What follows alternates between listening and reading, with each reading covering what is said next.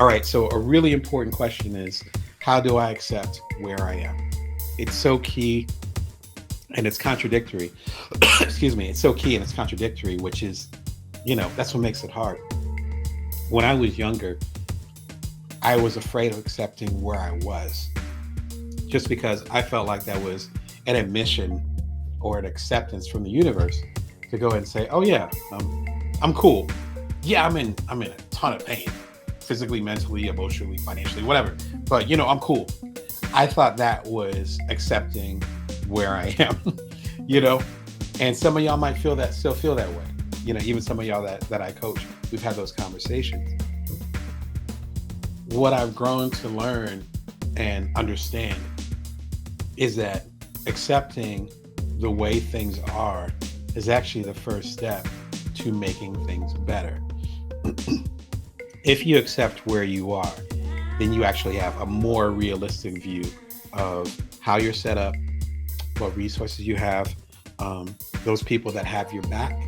Because without that, it gets a little bit more difficult. I'd say the best thing you can do as far as accepting where you are is recognizing how much you've grown. So the person I was exactly a year ago, I remember where I was a year ago. The particular person I was 2 years ago, I barely even know that person. Not that I don't like that person or like I've changed 100%. More that I've grown so much in the last year that even though things aren't great right now or aren't perfect, it still gives me a place to say, oh, it's still better than before. And if it's not better than before, then that's also okay too. Because what we're talking about is not the external circumstances, but who you are as a person. Which leads to the second part. It's also a matter of recognizing and focusing on how you show up. That's the part that you can control. Just having a conversation where with every single relationship, you can't control what the other person or the group or organization does at all. Like you don't have any control over that. They have the equivalent of free will. What you can do though is determine how you show up. And as the old saying goes, it takes two to tango. So if you show up in a different way, or more importantly, if you show up as your best self, you have this unique opportunity to elevate everyone. And if the people or organizations, what have you, aren't elevating to where you're at, that doesn't mean you need to kick them out or kick them to the curb, blah, blah, blah. It just means that you're showing up a certain way. And at a certain point, they're going to recognize that you guys are not in the same frequency. There's wonderful, wonderful people, people that I consider good friends. And there was times where it's just like, oh yeah, that's done. And it wasn't because, oh, okay, get out, you're not my friend anymore, or whatever the case may be. It was more that, wow, we're not on the same wavelength. And so it doesn't make any sense anymore. And so if you worry, for lack of a better term, focus instead of worry. You focus on elevating yourself, then you're able to get to a better place. And if the people that are riding with you are willing to ride with you, then they'll end up in a better place too, and they have to level up. For those relationships to continue, they have to level up. So if you're going through tough times, part of it is accepting where you are, realizing how much you've grown, and lastly, thinking about it and being more focused on how you're showing up, ideally in a consistent manner. One of my favorite books that I just started reading, that was high recommendation. You know who you are, so thank you for the recommendation. Welcome, then Welcome by Pema Chodron. If you've been watching any of the 370 episodes of this, you know I rock with Pema hard. I'll be doing wonderful wherever you are. She is a Buddhist monk, probably, I'm guessing, in her 80s by now.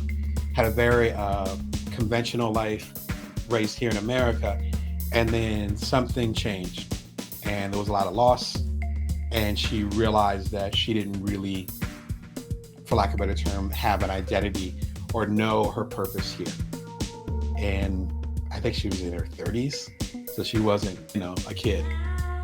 And so she, I think she moved to Tibet and became a monk, and now has talked about created all this great literature. I've done 27 books. I think she's done more than me. So shout out to her. Like, she's killing it. The amount of stuff she's done. When this book got recommended to me, I freaked out immediately because I never heard of this book, and I got like the pocket Pema Children. I got Pema Children behind me, like total fanboy with it. And so I was excited to go ahead and check it out. I started reading it earlier this week, and I was like, yeah, I need to talk about this. I'm going to share one of my favorite passages from it so far. You see the dog ears coming through. You know, I'm trying to not to be too disrespectful and put a pen all over it. I did buy the book. Luckily, it's not a library book. Oh, okay, this is the one.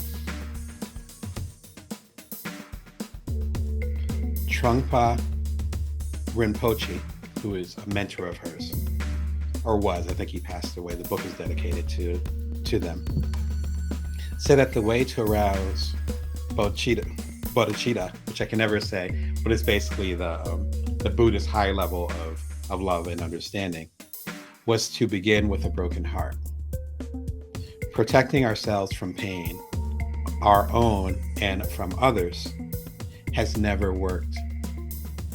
Everybody wants to be free from their suffering, but the majority of us go about it in ways that only make things worse. Shielding ourselves from the vulnerability of all living beings, which includes our own vulnerability, cuts us off from the full experience of life. Our world shrinks. When our main goals are to gain comfort and avoid discomfort, we begin to feel disconnected from, even threatened by others. We enclose ourselves in a mesh of fear.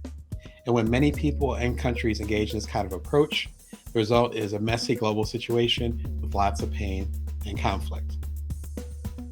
And I was hinting at that when I was talking about this being such an intense time. This is a fantastic line that I'll end with. Putting so much effort into protecting our hearts from pain hurts us over and over again. In other words, by us not accepting where we are, who we're with, how things are built, what we're facing, and the fact that we're not comfortable here, not leaning into that discomfort. By not doing that, we're doing a disservice to others, or we're doing a disservice to ourselves. We're not allowing ourselves to have the full experience. So, it's been an emotional couple weeks for me, and I've allowed myself to cry or to be sad or to be elated or to dance with my kids, just allowing myself to feel those different emotions as we go through this thing called life. I think the important thing is to allow yourself to experience that. But you can't allow yourself to experience that if you're not accepting that you are actually in a tough time and how things are. Because how can you have a vision as far as how things can improve and where you're going to? And how do you even know that you're going somewhere? How do you know things are better if you don't accept the now? This book is fantastic. I'm about halfway through. It's fantastic. I highly recommend it. I have not listened to the audiobook yet, but I know she does killer audiobooks, so I would recommend that as well. Speaking of that, 3 ways to grieve a loss. This was also a live show, I want to say about 2-3 years ago. A little while back. The show's only been on for 3 years, so I guess it was about 2 years ago. And I had someone I was very close to who passed away. And there was some other stuff going on as well.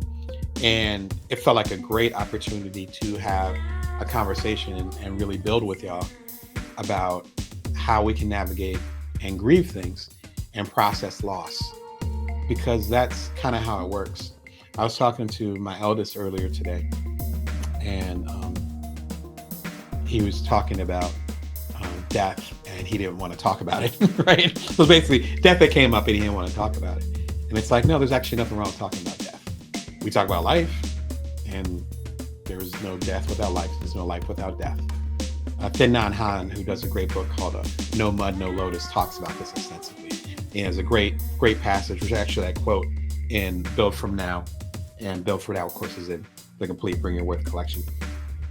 And how one can't exist without the other. He's way more eloquent, rest in peace to him, but he's way more eloquent about it. But that's kind of the deal. So without that acceptance, it's going to be a hard thing.